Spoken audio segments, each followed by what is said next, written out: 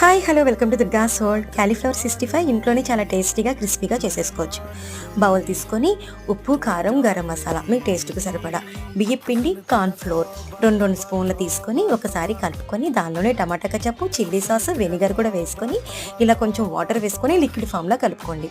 దానిలోకి ఉడకపెట్టుకున్న క్యాలీఫ్లవర్ అండి ఓన్లీ 50% మాత్రమే ఉడకపెట్టుకోవాలండి. అలాగే ఉడకపెట్టుకున్న క్యాలీఫ్లవర్ని కూడా వేసుకొని కలుపుకొని మూత పెట్టి ఒక గంట సేపు పక్కన పెట్టేసేయండి. నెక్స్ట్ స్టవ్ ఆన్ చేసుకొని బాండీ పెట్టుకొని ఇక్కడ చూపిస్తున్న విధంగా వేసుకొని 1 by 1 వేసుకుంటూ వేపుకోండి.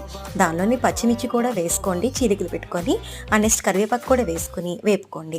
క్యాలీఫ్లవర్ 65 చాలా బాగుంటుందండి. ఎందుకంటే మనం ఈ లిక్విడ్ గ్రేవీలోనే ఈ సాసెస్ అన్ని వేసి కలపడం వల్ల క్యాలీఫ్లవర్ కూడా ఇవన్నీ పట్టి చాలా టేస్టీగా ఉంటుందండి.